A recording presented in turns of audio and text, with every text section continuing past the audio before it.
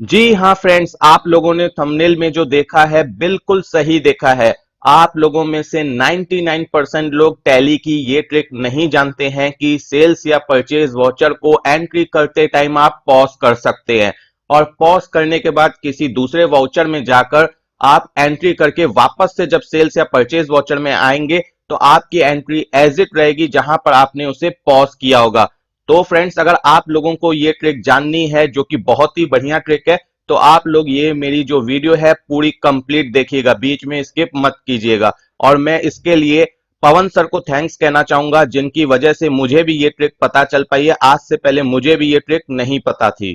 तो चलिए friends, start करते हैं। मेरा नाम है जय और आपका स्वागत करता हूं आपके अपने चैनल विशेष ज्ञान में। तो देख सकते हैं फ्रेंड्स, यहां पर मैंने एक एंट्री आपको समझाने के लिए कर रखी है परचेज वॉचर में। तो देखिए, यहां पर सिर्फ मैंने एक आइटम लिया है, ठीक है।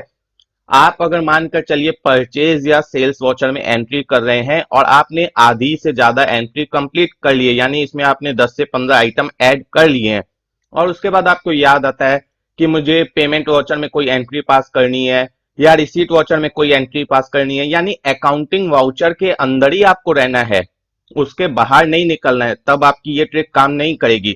अकाउंटिंग वाउचर के अंदर अगर आप कोई भी एंट्री पास करना चाहते हैं किसी दूसरे वाउचर में जाकर, और आप चाहते हैं कि आपकी ये जो वाउचर है जिसपे आप काम कर रहे हैं, जैसे कि परचेज या सेल वाउचर, और ये आपका पॉज हो जाए तब तक के लिए जब तक आप दूसरी एंट्री करके आए, तो आप इसे पॉज कर सकते हैं। तो पॉज कैसे करना है वो आप एक बार देख लीजिए। अगर आप परचेज या सेल्स वाउचर को पॉज करना चाहते हैं तो आपको क्या करना होगा, ये जो आपका यहां पर आपको हाईलाइट करके रिफ्लेक्ट हो रहा है 10 पीस के ऊपर क्वांटिटी वाले कॉलम में, यहां पर यानी क्वांटिटी वाले कॉलम में आकर आपको इसे रोकना होगा, ये जो ब्लैक रंग से हाईलाइट है। और उसके बाद यहां पर एक की प्रेस करनी होगी अल्ट के साथ वी। आप जब यहाँ क्वांटिटी वाले कॉलम पे आकर इसे रोकेंगे और ये की प्रेस करेंगे तभी आपकी ये एंट्री पॉज होगी। तो अल्ट के साथ हम वी प्रेस करते हैं। देखिए, हमारे सामने स्टॉक जर्नल ओपन हो गया। तो हमें इससे कोई मतलब नहीं है। अब मानकर चलिए मैं पेमेंट वॉचर में कोई एंट्री करना चाहता हूं, ठीक है। अब यहां पर मैं सपोज कीजिए मैंने कैश में किसी को पेमेंट की, फॉर एग्जांपल के लिए सिर्फ आपको बता रहा हूं कि आप कोई भी एंट्री कर सकते हैं किसी भी वाउचर में जाकर। यहां पर 10 रुपए मानकर चलिए मैंने इसे पे कर दिए। जैसे मैंने एंट्री को एक्सेप्ट किया, ऑटोमेटिक मैं वापस से अपने परचेज वॉचर में आ गया और मेरी एंट्री वैसे ही रिफ्लेक्ट हो रही है जैसे मैंने इसे पॉज किया था, ठीक है।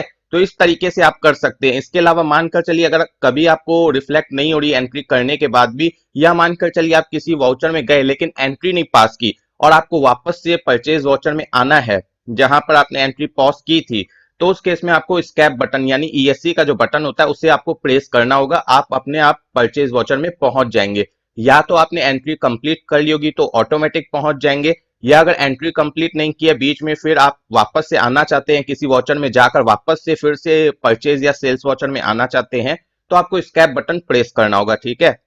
तो फ्रेंड्स, आप में से कई लोग ये सोच रहे होंगे कि ये जो आपने ट्रिक बताई है ये बहुत ज्यादा रिलीवेंट तो नहीं है, बहुत ज्यादा यूजफुल तो नहीं है। आपने बोला कि अगर हम परचेज या सेल्स वॉचर में एंट्री कर रहे हैं और हम चाहते हैं कि हम किसी और वॉचर में जाकर एंट्री करें, और हम ये भी नहीं चाहते हैं कि जो हमने परचेज या सेल्स वॉचर में एंट्री कर रखी है, जहां तक भी हमने कर रखी है एंट्री, वो हमारी रिमूव हो जाए, ठीक है। तो आपने बताया कि ये ट्रिक आप यूज कर सकते हैं ताकि हमें वापस से परचेज या सेल्स वॉचर में मेहनत ना करनी पड़े। तो इस केस में हम तो उस एंट्री को जो परचेज या सेल्स वाउचर में कर रहे हैं, हम उसे वहां तक सेव भी तो कर सकते हैं टैली में। उसके बाद जब हम जो भी एंट्री करनी हो हमें किसी और वाउचर में, हम वो कर लेंगे। उसके बाद हम डिस्प्ले में जाकर, डे बुक में जाकर उस एंट्री को वापस से ओपन कर लेंगे, या अकाउंट्स बुक में जाकर परचेज या सेल्स रजिस्टर में जाके वापस से ओपन करके अपनी एंट्री को कंटिन्यू कर सकते हैं। तो उसके लिए हमें ये ट्रिक यूज करने की क्या रिक्वायरमेंट है। तो देखिए फ्रेंड्स, इस ट्रिक का यूज तो और किसी जगह है, लेकिन आपको ये भी बता दूं कि अगर आप ऐसा सोच भी रहे हैं तो भी आपके लिए ये ट्रिक रिलीवेंट है।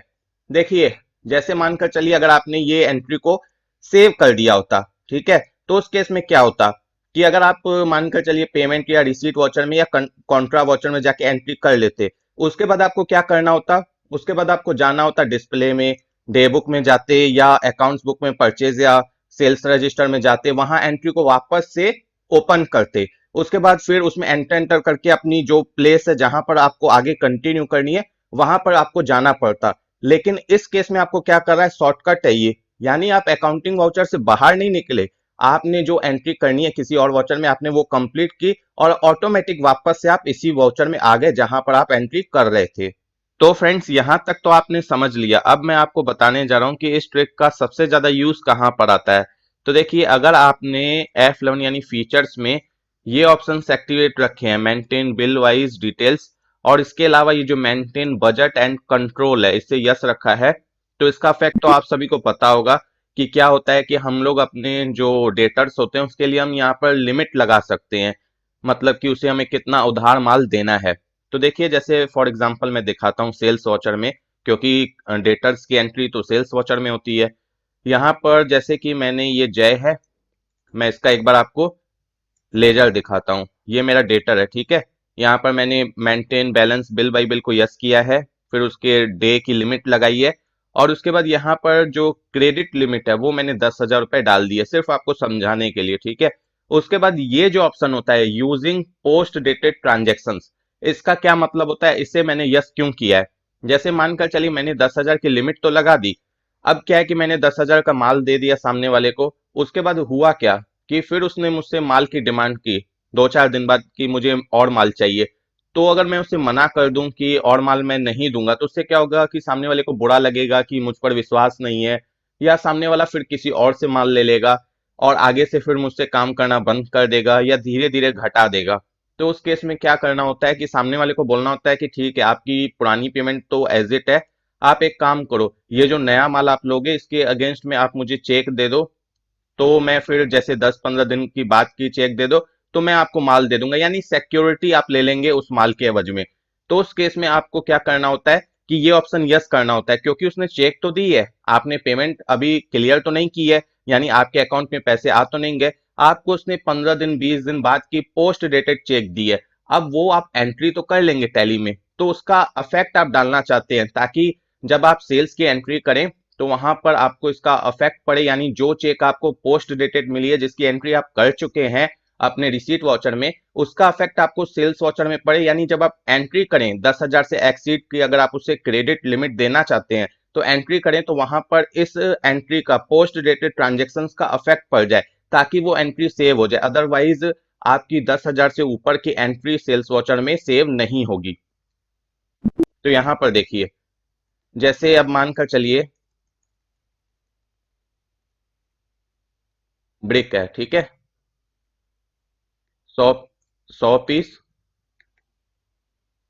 100 रुपए के रेट से, अभी ये एंट्री मेरी सेव हो जाएगी, देखिएगा सेव हो गई क्योंकि 10,000 की लिमिट थी। अब हम सेकेंड एंट्री करते हैं, जय, ठीक है। अब यहां पर देखिएगा कि क्या डिफरेंस आएगा, क्योंकि जितने की मेरी लिमिट थी उतना मैंने यहां पर एंट्री कर रखी है। अब यहां पर ब्रेक है, सॉरी सेल्स, ये लिया 10 पीस, मानकर चलिए 100 रुपए के रेट से या 200 रुपए के रेट से फॉर एग्जाम्पल। अब एंट्री देखिएगा सेव होती है कि नहीं। आप देखिए इस तरीके से आपको यहां पर मैसेज आएगा और ये एंट्री अब आपकी सेव भी नहीं होगी।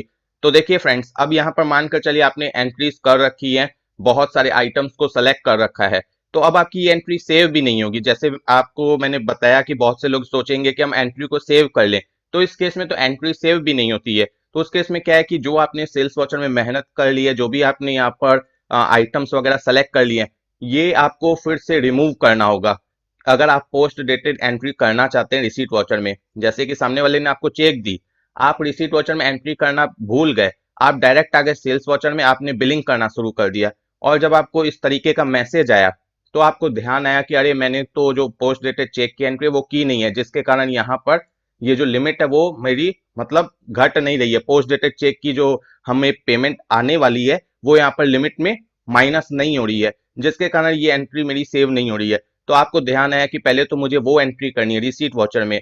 तो उस केस में अगर आप इस ट्रिक का यूज करेंगे तो आपकी ये जो आपने मेहनत की है सेल्स वॉचर में, ये आपकी बेकार नहीं जाएगी। आपको करना क्या होगा, आपको यहाँ पर क्वांटिटी कॉलम में अल्ट के साथ वी प्रेस करना होगा। अब आ जाइए रिसीट वॉचर में, ठीक है। अब मैं सिर्फ आपको एंट्री समझाना चाह रहा हूं, इसलिए मैं आपको दिखा रहा हूं ऐसे। मानकर चलिए मुझे सेविंग अकाउंट में इस तरीके से पैसे आने वाले हैं, जैसे। और फ्रेंड्स यहाँ पर हमें जो एंट्री करनी है ये पोस्ट डेटेड एंट्री करनी है, क्योंकि ये जो हमें चेक मिली है ये पीडीसी मिली है, पोस्ट डेटेड चेक। तो हमें क्या करना है, रिसीट वॉचर में ये जो ऑप्शन आपको ग्रीन पट्टी पे रिफ्लेक्ट हो रहा है, ग्रीन बार पे पोस्ट डेटेड का, इस पर आपको क्लिक कर देना है। तो यहाँ पर इस तरीके से मार्क हो जाएगा पोस्ट डेटेड का। उसके बाद जो चेक पर डेट लिखी हुई है कि जिस डेट को आप चेक बैंक में लगा सकते हैं, वो डेट यहाँ पर आपको ले लेनी है। तो जब आपकी टैली के अंदर आप इस डेट को कोई भी एंट्री करेंगे किसी भी वाउचर में, यानी अगर आप 1 जून को जाकर कोई भी एंट्री करते हैं टैली में किसी भी वाउचर में जाकर, जिस दिन टैली को ये पता चल जाता है कि आज 1 जून हो गई, तो ये जो एंट्री है ना आपकी ऑटोमेटिक आपके बुक्स ऑफ अकाउंट में रिफ्लेक्ट होने लग जाएगी, ठीक है। तो इसलिए हम लोग पोस्ट डेटेड की एंट्री करते हैं। तो यहाँ पर हमें कौन सी डेट लेनी है, जो डेट चेक पर लगी हुई है, जिस डेट को हमें चेक बैंक में लगानी है, ठीक है। और यहाँ पर पोस्ट डेटेड करके करनी है एंट्री, और यहाँ पर हमें वैल्यू ले लेना है जितना भी चेक पर लिखा हुआ है। अब यहाँ पर क्या करना है, अगेंस्ट रेफरेंस। तो देखिए फ्रेंड्स, अगर आप ये प्रीवियस बिल के लिए ले रहे हैं चेक, तो यहाँ पर आप अगेंस्ट रेफरेंस जो आपके प्रीवियस बिल है उसे आप ट्रैक कर सकते हैं। अगर मानकर चलिए क्योंकि आपने अभी बिलिंग की नहीं है, जो अभी आपका लास्ट बिल है जिसको आप बिलिंग कर रहे हैं, तो अभी आपने उसे बिलिंग किया नहीं है, तो यहाँ पर आप एडवांस भी ले सकते हैं। या इसके अलावा अगर मानकर चलिए अगेंस्ट रेफरेंस लेना भी चाहते हैं, तो जो बिल नंबर है जो अभी हम एंट्री कर रहे थे सेल्स वॉचर में, जो वहां पर बिल नंबर आ रहा था, उसे आपको नोट करके लाना होगा और यहाँ पर डाल देना होगा बिल नंबर, ठीक है। क्योंकि वो आपको मैनुअल डालना होगा, टैली में ऑटोमेटिक रिफ्लेक्ट नहीं होगा। क्यों नहीं होगा, क्योंकि अभी आपने उस एंट्री को सेव नहीं किया है, ठीक है। या आप न्यू रेफरेंस भी कर सकते हैं। तो ये तो फ्रेंड्स आपके ऊपर है कि आप क्या करेंगे, इससे कोई खास फर्क नहीं पड़ता, इससे बिल वाइज डिटेल्स का मतलब समझ में आता है, लेकिन बाकी कोई खास फर्क टैली में नहीं पड़ता है, ठीक है। एंट्रीज वगैरह सेम ही रहती हैं। तो मानकर चलिए कि मुझे इस बिल के अगेंस्ट में ये मुझे 3,000 की चेक दे रहा है ताकि मैं इसे माल दे सकूं आगे और भी, ठीक है।